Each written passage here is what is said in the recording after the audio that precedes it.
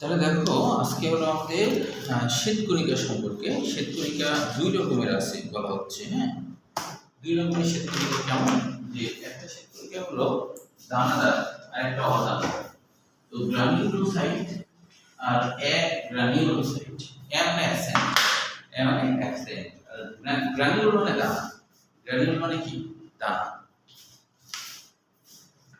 হ্যাঁ, নিচ থেকে ওটা লেখা আছে দুই ভাগে ভাগ করা হয়েছে। তো দেখো সেটা আবার কি? যে মনে করো এটা হলো একটা শ্বেতকণিকা, শ্বেতকণিকার নিউক্লিয়াস থাকে।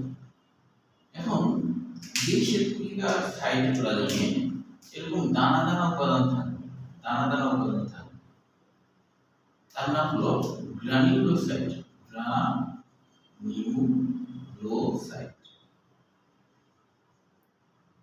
বা এটাকে বাংলায় বলা হয় দানাদার শ্বেতকণিকা। দানাদার শ্বেতকণিকা। আরেকটা শ্বেতকণিকা আছে, যে শ্বেতকণিকার ক্ষেত্রে যথারীতি নিউক্লিয়াস আছে কিন্তু এখানে কোনো দানা দানা উপাদান নাই, জাস্ট সাইটোপ্লাজম। তাহলে এর নাম হবে অ্যাগ্রানিউলোসাইট। দেখেন এর নাম হবে অ্যাগ্রানিউলোসাইট। এ মানে কি? অ্যাবসেন্ট। এ মানে অ্যাবসেন্ট। তাহলে এটা হবে অ্যাগ্রানিউলোসাইট। অ্যাগ্রানিউলোসাইট। বুঝছো? এগুলো তো এইভাবে দুই ভাগে ভাগ করা হয় যে শ্বেতকণিকাকে, একটা হলো দানাদার শ্বেতকণিকা, একটা অদানাদার শ্বেতকণিকা। এখন বলা হচ্ছে যে শুধু হচ্ছে যারা হচ্ছে অদানাদার শ্বেতকণিকা তারা হলো কে কে, কোন দুইজন হলো অদানাদার? সেটা হলো লিম্ফোসাইট আর মোনোসাইট। মানে যারা হচ্ছে শুধু দানাদার তারা আবার না, যারা হলো অ্যাগ্রানিউলোসাইট, আগে আছে অ্যাগ্রানিউলোসাইট, এরা হলো দুই ধরনের হয়। একটা হলো লিম্ফোসাইট হয়, লিম্ফোসাইট, লিম্ফোসাইট, আর হলো মোনোসাইট, মোনোসাইট, মোনোসাইট। তো এই দুই মানে অদানাদার যারা তারা এই দুই ধরনের হয়, তাই বলছি। হ্যাঁ, তো এই দুইজনা কি কাজ করে সেটা একটু আমরা জানবো। হ্যাঁ, আর কেন এদের নাম এরকম হলো। মোনোসাইট নামকরণ হয়েছে যে শ্বেতকণিকাতে একটা নিউক্লিয়াস আছে, কিন্তু শ্বেতকণিকাতে একাধিক নিউক্লিয়াস থাকে। তো এখানে শ্বেতকণিকাতে একটাই নিউক্লিয়াস আছে, এদের নাম হচ্ছে আসলে মোনোসাইট। আর লিম্ফোসাইট নামকরণ হয়েছে যে এই শ্বেতকণিকা লিম্ফের মধ্যে তোমার হচ্ছে পরিণত হয়। লিম্ফো মনে আছে তো? লসিকা, লসিকা মনে আছে? লসিকার কথা, তাহলে লসিকা বা লিম্ফে এটা পরিণত হয়। যদিও তোমার প্রথমে উৎপন্ন হয় অস্থিমজ্জায়, কিন্তু পরিণত হয় মানে ট্রেনিং প্রাপ্ত হয় সেটা হয় হচ্ছে লসিকার মধ্যে। লসিকা গ্রন্থিতে এরা হচ্ছে, লসিকা গ্রন্থিতে এরা হচ্ছে ট্রেনিং প্রাপ্ত হয়, হয়ে বেশি শক্তিশালী হয়। হ্যাঁ, এখন দেখো এই কোথায় কোথায় পাওয়া যায়, তাই বলছে যে দেহের তৃতীয় নম্বর লাইনে দেখো, দেহের লিম্ফোনোড মানে লসিকা পর্ব, টনসিল, বৃহদাকৃতির লিম্ফোনোড, এগুলো প্লিহা, এগুলো কিন্তু লিম্ফোনোড বড় বড় আর কি, যেগুলো ইত্যাদি অংশে এটা তৈরি হয়। যদিও কথাটা একটু ভুল, এই জায়গাতে এটা পরিণত হয়। তোমাদের যেটা আছে সেটাই মনে রাখো, কিন্তু এটা আসলে তৈরি হয় প্রথমে অস্থিমজ্জায়, এখানে পরিণত হয়। হ্যাঁ, এই টোটাল লেখা নেই, সরাসরি লেখা তৈরি হয়, পরিণত হওয়াটা লেখা তৈরি হয়। লিম্ফোসাইটগুলো বড় নিউক্লিয়াসযুক্ত ছোট কণিকা, নিউক্লিয়াস বড়, কণিকা ছোট। মোনোসাইট ছোট নিউক্লিয়াস আর বৃত্তাকার নিউক্লিয়াস, এগুলো কিন্তু এমসিকিউর জন্য মনে রাখতে হবে। বৃত্তাকার নিউক্লিয়াসযুক্ত মোনোসাইট কেমন হয়? ছোট নিউক্লিয়াস, বৃত্তাকার নিউক্লিয়াসযুক্ত বড় কণিকা। প্রতিটা লাইনে এমসিকিউ। লিম্ফোসাইট অ্যান্টিবডি গঠন করে এবং এই অ্যান্টিবডি দ্বারা দেহে প্রবেশ করা জীবাণু ধ্বংস করে আছে। বিষয়টাকে খেয়াল করো। যে মোনোসাইট হয় সে কিন্তু কোনো অ্যান্টিবডি তৈরি করে না। মোনোসাইট সরাসরি জীবাণুকে ফ্যাগোসাইটোসিস প্রক্রিয়ার মাধ্যমে খায়। ফ্যাগোসাইটোসিস, সাইটোসিস, ফ্যাগোসাইটোসিস মানে কি বলতো? মনে আছে ফ্যাগোসাইটোসিস মানে কি? মানে খেয়ে ফেলে, এটা কিন্তু ধ্বংস করে না, খেয়ে ফেলে। ফ্যাগো মানে খাওয়া, ফ্যাগো মানে খাওয়া, খাওয়া দাওয়া করা। আর সাইটোসিস মানে প্রক্রিয়া, তাহলে সাইটোপ্লাজম কি সেল বা কোষ, যে কোষ খাওয়া দাওয়ার সাথে জড়িত, খাওয়া দাওয়া প্রক্রিয়ার সাথে জড়িত, তাকে ফ্যাগোসাইট বলে। তো মনে রাখবা মনোসাইট, মনোসাইট হচ্ছে স্বাভাবিক অবস্থায় মনোসাইট হলো মনোসাইট, স্বাভাবিক অবস্থায় এটা মনোসাইট, যখন জীবাণু ঢুকে যায়, মনোসাইট যদি ধরো ইউনিট সাইজের হয়, জীবাণু ঢুকে যদি যায়, তাহলে এই মনোসাইট আকৃতিতে 4-5 গুণ বড় হয়ে যায়, তখন এর নাম হয় ম্যাক্রোফেজ। এর নাম তখন ম্যাক্রো, ম্যাক্রো মানে বড়, বড় দশা। তখন এরা কি করে, ফ্যাগোসাইটোসিস করে। তাহলে এখানে একটা জীবাণু আছে, তাহলে ওই জীবাণুকে কি করবে, জীবাণুর চারিদিকে এরকম অভিক্ষেপ তৈরি করবে, ঘিরে ঘিরে পরে এটা অ্যাক্টিভেট হবে, ভিতরে ঢুকে। এটা হলো ফ্যাগোসাইটোসিস করা। ফ্যাগোসাইটোসিস এর মাধ্যমে জীবাণু দখল করে। কিন্তু ওই লিম্ফোসাইট যে আছে, ও কিন্তু লিম্ফোসাইট যে শ্বেতকণিকা, ও কিন্তু কোনো ফ্যাগোসাইটোসিস করবে না, জীবাণুকে খাবে না, জীবাণুকে খাবে না, বরং ও কি করবে, কিছুটা এরকম যে মিসাইল ছুড়ে জীবাণুকে ধ্বংস করবে। ও করবে কি, যে অ্যান্টিবডি তৈরি করবে। এর মধ্যে তো নিউক্লিয়াস আছে না, নিউক্লিয়াসে জিন আছে না, ওই জিনটা অ্যান্টিবডি তৈরি করবে। অ্যান্টিবডি মানে অ্যান্টিবডি বিরুদ্ধে, বডি মানে বহিরাগত বস্তু, অর্থাৎ যে জীবাণু ঢুকছে না তার বিরুদ্ধে। আসলে কখন এটা হচ্ছে তোমার ক্রিয়াশীল হয়, যদি ম্যাক্রোফেজ না পারে, জীবাণুকে খাইতে পারছে না। জীবাণুকে খাইতে না পারার আবার কারণ আছে, যে সাধারণত জীবাণুগুলো যখন আসে, ভাইরাস ব্যাকটেরিয়া যাই হোক, ধর একটা জীবাণু আসছে, জীবাণুর বাইরের দিকে একটা হলো অ্যান্টিজেন থাকে। অ্যান্টিজেন বলতে আসলে বোঝায় অ্যান্টিবডির বিরুদ্ধে যে তৈরিকারী। তার মানে হলো যেই জিনিসটা, যেই প্রোটিনটা যে কি করবে, যে তার বিরুদ্ধে কাজ করবে, তার বিরুদ্ধে কাজ করার জন্য কিছু তৈরি করবে। মানে এই বহিরাগত বস্তুটা দেখে এর বিরুদ্ধে কিছু একটা তৈরি হবে। কি তৈরি হবে? বিশেষ এক ধরনের প্রোটিন, যার নাম অ্যান্টিবডি। মানে অ্যান্টিজেনের কারণে অ্যান্টিবডি তৈরি হয়। আমাদের শরীরে, আমাদের কোষগুলোতেও অ্যান্টিজেন আছে, কিন্তু আমাদের অ্যান্টিজেনগুলোকে আমাদের সেগুলোকে চিনে যাওয়া, কিছুই বলে না। অচেনা কেউ যখন আমাদের শরীরে ঢুকবে, প্রত্যেকটা কোষের বাইরে কিছু প্রোটিন থাকে, ওইটা হলো সচিন্তিত অংশ, ওইটা দেখে চিনি সে ভূমিকা, যে এটাকে আমি চিনি। কিন্তু যখন বহিরাগত কেউ আসে, তখনই ওইটার বিরুদ্ধে একটা কিছু তৈরি হয়, সেই তৈরি জিনিসটার নাম অ্যান্টিবডি। সেই অ্যান্টিবডির কাজটা কি? ধরো এখানে একটা জীবাণু ঢুকছে, মনোসাইট যদি খাবে, খাবার আগে যদি মনোসাইট এরকম কাহিনী হয়, মনোসাইটে মনে করো আছে ধরো এরকম একটা কিছু, এরকম একটা কিছু, এরকম ধরনের অ্যান্টিজেন। তো মনোসাইট তখন এটাকে ধরবে না, কারণ এর সাথে অ্যাডজাস্ট করছে না। শুধুমাত্র যদি এরকম হয় তাহলে ধরবে। মনোসাইট এরকম মনে করো আছে এরকম, তাহলে একে ধরবে, ধরবে এবং ফ্যাগোসাইটোসিসের মধ্যে থাকে। তো এখন এই ক্ষেত্রে লিম্ফোসাইট গুরুত্বপূর্ণ হয়ে যাবে। লিম্ফোসাইট চিন্তা করছে, আরে মনোসাইট তো খাচ্ছে না, এটা তো খাচ্ছে না, এটা তো খাচ্ছে না। তখন লিম্ফোসাইট করবে কি, এর জিনের মধ্যে তো বিভিন্ন জিন আছে যারা বিভিন্ন প্রোটিন তৈরি করে, এই জিন তখন অ্যানালাইসিস করবে যে এটাকে খাইতে গেলে কি করতে হবে। তখন সে এক বিশেষ এক প্রোটিন তৈরি করবে, যেই প্রোটিনটা দেখা যাবে এর উপরে এরকম ধরো এরকম হয়ে যাবে, এরকম হয়ে যাবে। তখন কিন্তু এটার সাথে অ্যাডজাস্ট করবে না, তখন তখন মনোসাইট আসে এটাকে সুন্দর করে ধরে ফেলবে। বুঝলি? বুঝছো? মানে লিম্ফোসাইটের কাজ হলো যে খাচ্ছে না, আরে ম্যাক্রোফেজ তো খাচ্ছে না, খাওয়ার উপযোগী, খাওয়ার উপযোগী করে দেবে। যেমন ধরো তুমি হচ্ছে তোমাকে ধরো ভাত খেতে দিল, শুধু বললো যে এই ডাল আছে আর ভাত আছে, খা। তো তুমি বললে যে না আমি খাবো না, আমার খেতে মানে খেতে ইচ্ছে হচ্ছে। তখন তোমার খাওয়ার উপযোগী করার জন্য বললো যে আচ্ছা তুই ভাত ডাল না খাস, গরুর মাংস আছে খা। তখন তোমার খাওয়ার উপযোগী, তোমার খাওয়া মানে কি উদ্দীপ্ত হওয়া আর কি।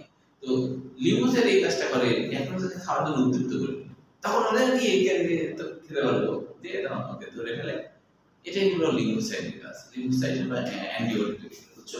ওর বিরুদ্ধে প্রোটিন তৈরি করে, এটা হলো লিম্ফোসাইটের কাজ। আর মনোসাইট ফ্যাগোসাইটিস প্রক্রিয়ার মাধ্যমে খায়, এটা তো হলোই। এবার দেখো গ্রানিউলোসাইট।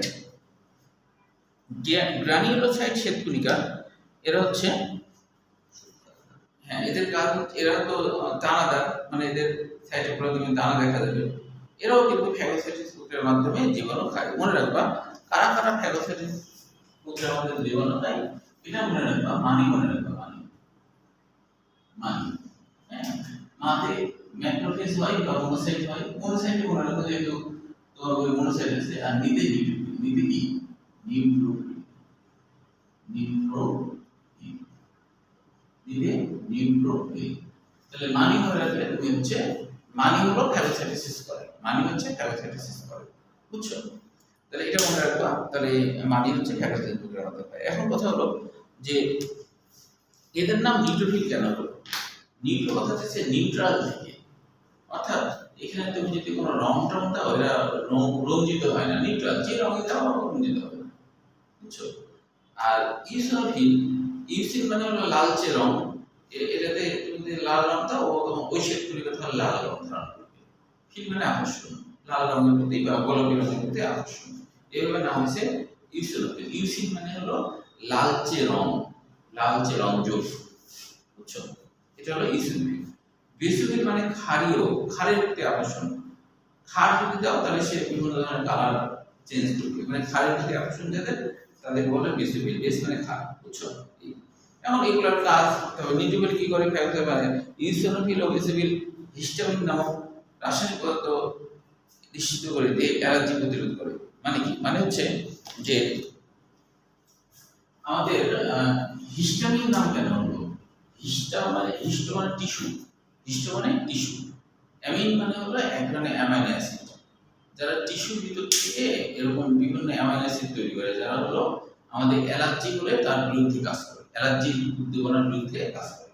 কখনো কখনো এত বেশি তোমার হচ্ছে যে আমাদের শরীরে হিস্টামিন বেশি বেড়ে যায়, বেশি বেড়ে গেলে তখন কি হয় জানো? তখন উল্টা রিয়াকশন হয়, তখন হচ্ছে আমাদের গাটা লাল টাল হয়ে যায়, তখন আবার অ্যান্টি হিস্টামিন ওষুধ খেতে হয়, অ্যালাক্টল, তারপরে অ্যালসাইড, এগুলো খেতে হয়। হ্যাঁ, তো এরা হচ্ছে আসলে যে অ্যালার্জি প্রতিরোধ করার ব্যাপারটা আসলে আরেকটু ক্লিয়ার করি। অ্যালার্জি প্রতিরোধের ব্যাপারটা হলো আমাদের কারো কারো শরীরে কিছু কিছু প্রোটিনের প্রতি আমাদের শ্বেতকণিকা খুবই রিয়াকশন দেখায়।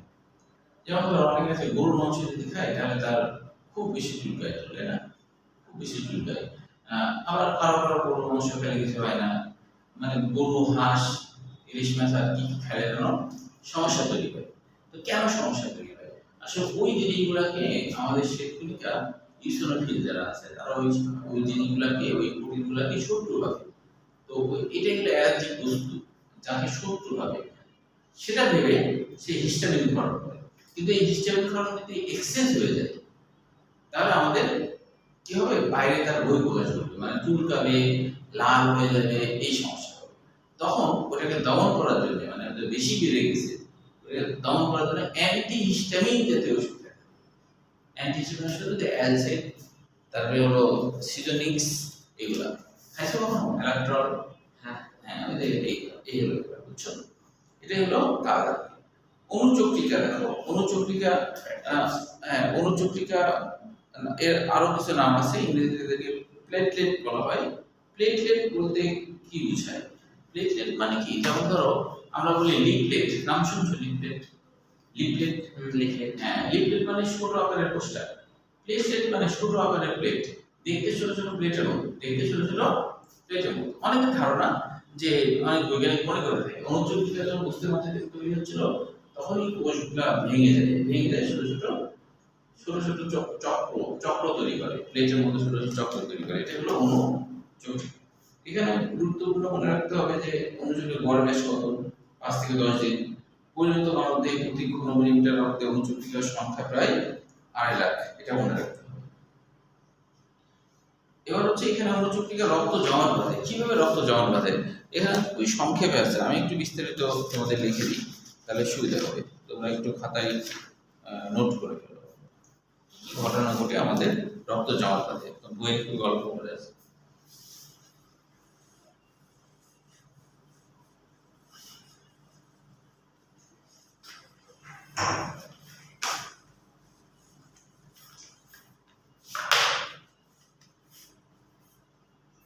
আমাদের যদি কোথাও কেটে যায় তাহলে এটা হলো ক্ষত স্থান, ক্ষত স্থান, ক্ষত স্থান থেকে ক্ষত স্থানে বিভিন্ন অনুচক্রিকা,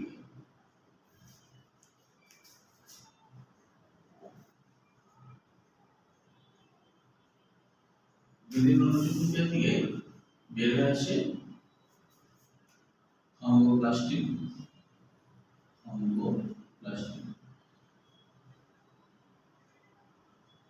যোগ ক্যালসিয়াম আয়ন যোগ নিষ্ক্রিয় প্রোথিন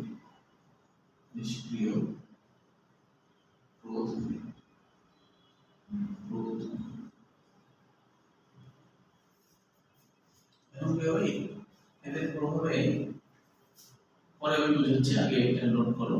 সক্রিয় থ্রম্বিন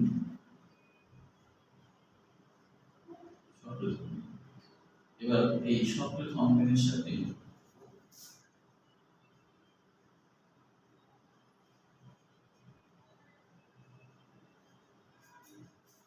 দ্রবণীয় হাইড্রোজেন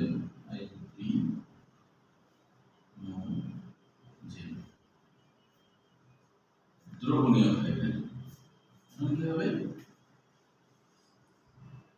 অদ্রবণীয় দানাদার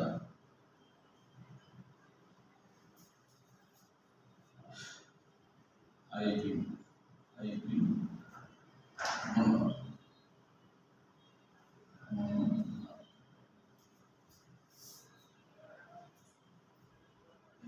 অসংখ্য hydrogen polymer hydrogen polymer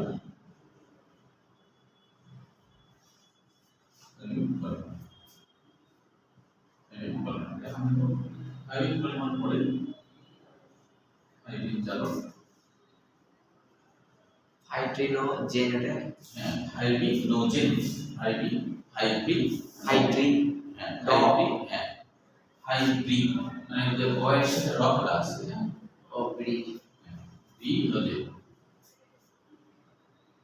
hybrid চার হাইব্রিড থেকে কাজ করে।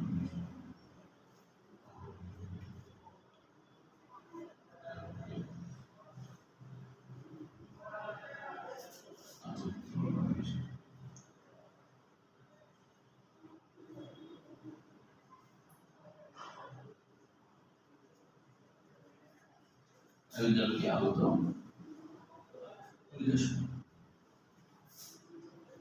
রক্ত জমাট।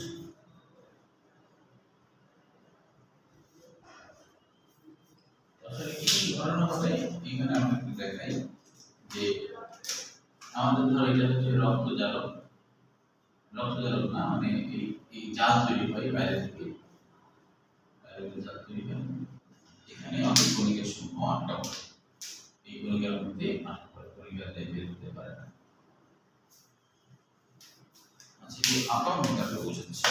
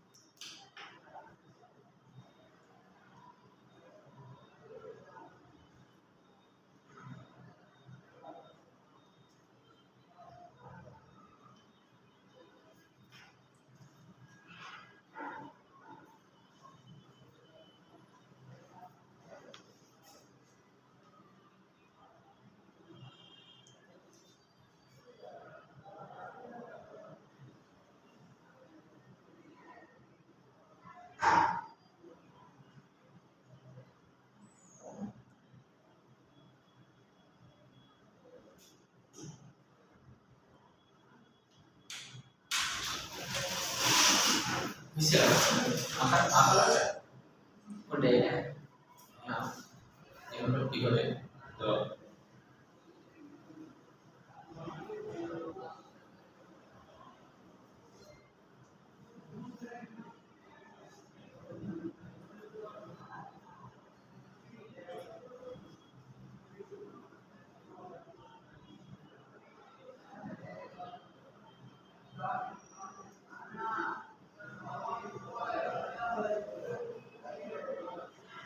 তাহলে তখন আমি বলি কিভাবে কি ঘটে কি কি ঘটনা ঘটে দেখো তুমি আমাদের যদি কোনো কেটে দেয় ধরো আমার হাতে এখানে কেটে গেল হ্যাঁ কেটে গেল যেই কেটে যাবে তখন বাতাস আসে বাতাসে অনুযুক্ত যেগুলো আছে না এই অনুযুক্তগুলো না বিভিন্ন ভেঙে গেল অনুযুক্তিকে ভেঙে গেলে অনুযুক্তিকার ভিতরে থাকা একটা প্রোটিন যার নাম থম্বোপ্লাস্টিন থম্ব মানে কিন্তু অনুযুক্তিকে বোঝায় থম্বোসাইট মানে অনুযুক্তি থম্বোসাইট মানে অনুযুক্তি হ্যাঁ তো আসলে থম্ব নাম হচ্ছে এই কারণে যে জমাট বাঁধা প্রোটিন থম্ব মানে আবার জমাট বাঁধা প্রোটিন বোঝায় থম্ব মানে জমাট বাঁধা প্রোটিন থম্বোসাইট হচ্ছে জমাট বাঁধা কোষ জমাট বাঁধা কোষ থম্ব কথাটার অর্থ হলো জমাট বাঁধা প্রোটিন জমাট বাঁধা প্রোটিন এটা হলো থম্বোপ্লাস্টিন জমাট বাঁধা তারা জমাট বাঁধাতে সাহায্য আচ্ছা এখন এই থম্বোপ্লাস্টিন তোমার হলো রক্তরসে আগে থেকে ক্যালসিয়াম থাকে এবং নিষ্ক্রিয় প্রথমিন নাম কেন হয়েছে যে এরা রক্তরসে নিতে আছে কোনো কাজ কাম নাই সারাদিন খালি এমনি ঘুরে বেড়ায় কেটে গেলে ওর কাজ শুরু হয় কেটে গেলে হয় কি থম্বোপ্লাস্টিন ক্যালসিয়াম না নিষ্ক্রিয় প্রথমিন এইটার সাথে বিক্রিয়া করে এটাকে সক্রিয় করে দেবে মানে ওই দুইটা ওদের সাথে বিক্রিয়া করে সক্রিয় যদি হয় তাহলে তো কিছু একটা হবে যে ধরো তুমি মনে বেড়াতে গেছো বা মনে করো ঘুমাচ্ছে তার মানে নিষ্ক্রিয় তুমি যে ভুল করে আগে মুখের লাগতে মানে ভুল করে হবে তাহলে বাদ জায়গায় অনেক সক্রিয় সক্রিয় কিছু একটা করবে না তাই না হয়তো কাদর হলো না খাই দিল যে না একটা তো সেরকম এই সক্রিয় হয়েছে এরকম কিছু করবে কি করবে রক্তরসের মধ্যে কিছু দ্রবণীয় প্রোটিন আছে যার নাম ফাইব্রিনোজেন এই প্রোটিনের নাম ফাইব্রিনোজেন কেন হলো জেন মানে তৈরিকারী আর ফাইব্রিন মানে সুতা তৈরিকারী প্রোটিন সুতা তৈরিকারী প্রোটিন এরা প্রাথমিক অবস্থায় দ্রবীভূত থাকে কিন্তু এটার সাথে বিক্রিয়া হওয়ার সাথে সাথে এইটা হয়ে যায় দানাদার সুতা মনে একটা প্রোটিন ধরো একটা সুতার মতো করে তৈরি করে এইভাবে তো বারবার হতেই থাকে বারবার এই বিক্রিয়া ঘটে অনেক অনুচক্রিয়া ভেঙে গেছে বারবার এই বিক্রিয়া হচ্ছে না এরকম সুতা আরো সুতা হলো এই সুতাগুলা এক পর্যায়ে কি হয় অনেক তৈরি করে অনেকেই জাল তৈরি করে আর ওই যে এই সুতাগুলো সেই সুতা এখন জাল তৈরি হয়েছে এখন আর বেরোতে পারবে আর বেরোতে পারবে না বুঝতে পারছো ওই সুতাতে যেগুলো রক্তকণিকা বেরিয়ে যায় এই সুতার কারণে রক্তকণিকাগুলো বড় হয় এর সুতার তুলনায় এই ফাঁক দিয়ে বেরোতে পারে বুঝছো তখন জমাট বেঁধে যায় তো এখন মনে করো যে যখন রক্ত জমাট বেঁধে যাওয়া মানে আটকে গেল তো তখন এখানে রক্তগুলো বাতাসের সাথে জমে যায় যেমন ধরো একটা ছিদ্রতে বাথরুমের ছিদ্রতে ধরো যাচ্ছে পানি এখন যদি ওখানে তোমার শ্যাম্পুর প্যাকেট বেশি পড়ে তাহলে কি আর পানি যেতে পারবে আটকা পড়ে যাবে এরকম ধরো যে জালগুলো বেশি থাকে কিছু রক্ত জমে যায় সব কিছু মিলে ছিদ্র বন্ধ হয়ে যায় আর বের হতে পারে না তবে কিছু পরিমাণ পানি হালকা করে বের হয় যেটা আমরা জানি কাটা জায়গার উপরে একটু পানির মতো কিছু দেখা যায় না ওটার একটা আলাদা নাম আছে ওটার নাম হলো সিরাম মানে পানি তুল্য সিরাম মানে পানি তুল্য মানে পানির মতো ওর মধ্যে কিন্তু এসব কিছু নাই মানে তোমার লোহিত কণিকা নাই ওর মধ্যে শীতকণিকা নাই ওর মধ্যে অনুচক্রিকা নাই মানে কিছুই নাই খালি পানির মতো উপাদান আছে কিছু লবণায়ন থাকে হালকা তাহলে এটাই হচ্ছে রক্ত জমাট বাঁধার কৌশল এখন পড়লে বুঝতে পারবো হ্যাঁ আচ্ছা লোহিত কণিকা শীতকণিকার পার্থক্য তাহলে পড়ে ফেলবা এটাও সৃজনশীল হিসেবে আসতে পারে রক্তের কাজ তো নিজেই বুঝবা রক্তের কাজ এটা পড়াতে হবে না সব এটা বুঝে ফেলতে হয় একাই তাই কি না তাহলে এখন হচ্ছে ব্লাড গ্রুপ রক্ত জমাট বাঁধার কৌশল শেষ, এবার হলো ব্লাড গ্রুপ সম্পর্কে।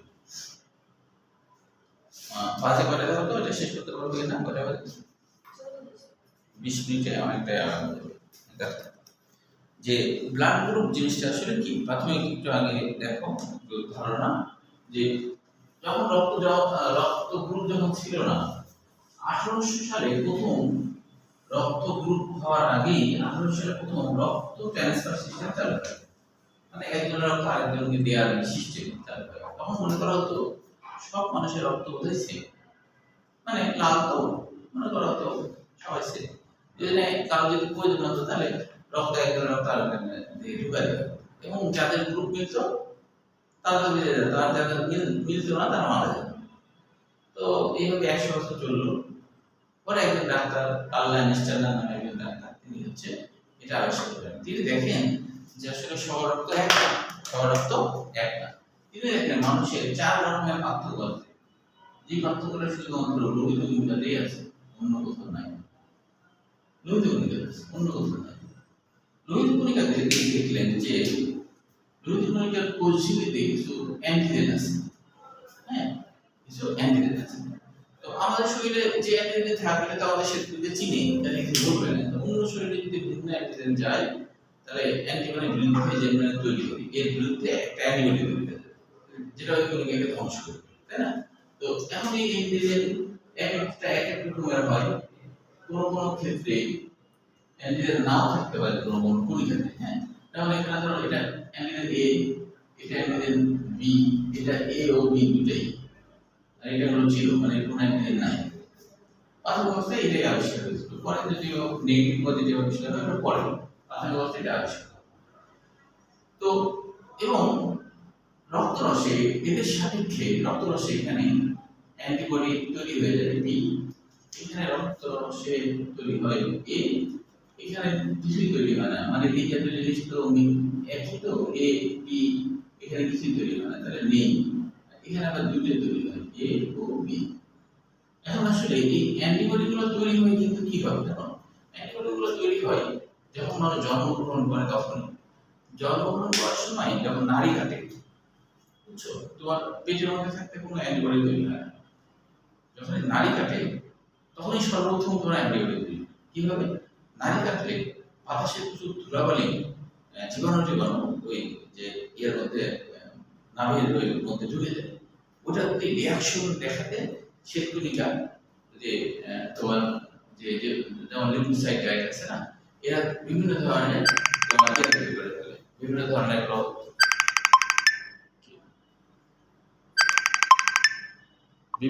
কি তৈরি করে, বিভিন্ন ধরনের অ্যান্টিবডি তৈরি করে ফেলে। বিভিন্ন ধরনের যখন অ্যান্টিবডি তৈরি করে, তৈরি হয়ে গেল, এরকম তৈরি হয়ে থেকে গেল, বুঝছো।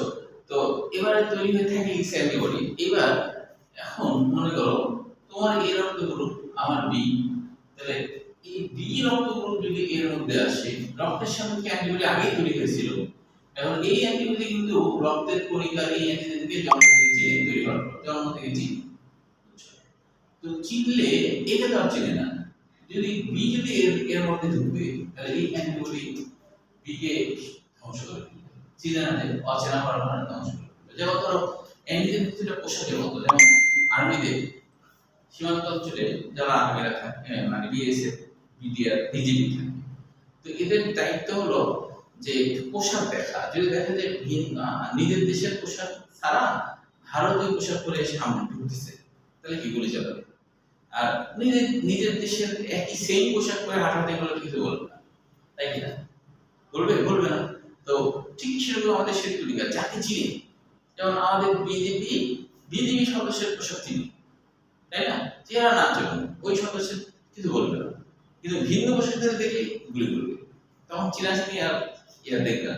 সেরকম ভিন্ন গ্রুপ যখনই হবে, বি এর মধ্যে ঢুকছে বা এ এর মধ্যে ঢুকছে, তাহলে এই যে এ একে অপরকে এর বিরুদ্ধে কাজ করে, কারণ ও আগে থেকে চিনে না, বুঝতে পারছো? আবার এও যদি এর মধ্যে ঢুকে এদের অ্যান্টিবডি গুলা এটা অচেনা হওয়ার কারণে ধ্বংস করবে। শুধুমাত্র একটা জায়গায় খেয়াল করো, যে জিরো যার কোনো অ্যান্টিজেন নাই, এই কিন্তু সবার বাড়িতে আসতে পারবে, কারণ সবসময় ফলো করে অ্যান্টিবডি ফলো করে না, সবসময় অ্যান্টিজেন ফলো করে। অ্যান্টিজেন কি? আমার অচেনা কিনা, এখানে কোনো অ্যান্টিজেন নেই, কাজে এটাকে ও বলা হয়, জিরো আসলে ও, এটাকে ও বলা হয়। এই ও যার বাড়িতেই ঢুকুক না কেন এখানকার অ্যান্টিবডি কিছুই বলবে না। কেন বলবে না? কারণ ওর কিচ্ছু নাই। যেমন ধরো তুমি থানার পাশ দিয়ে যদি হেঁটে যাও তোমার কিচ্ছু হবে না, কিন্তু তুমি যদি একটা পিস্তল ঘোরাতে ঘোরাতে থানার পাশ দিয়ে হেঁটে যাও তাহলে তোমার কিছু বলবে না, বলবে কিনা? ধরো তুমি থানার মধ্যে ঢুকছো, সাধারণ মানুষ এমনি ঢুকলাম, তোমার কিচ্ছু বলবে না, তোমার কোনো অ্যান্টিজেন নেই। কিন্তু তুমি থানাতে একটা পিস্তল হাতে করে যদি ঢুকো, বলবে কিনা তোমাকে, তাই না? তো সেরকমই আর কি। তো এখন এটার সাপেক্ষে ওই বৈজ্ঞানিক বললো যে ও রক্তগুলোকে বলা হয়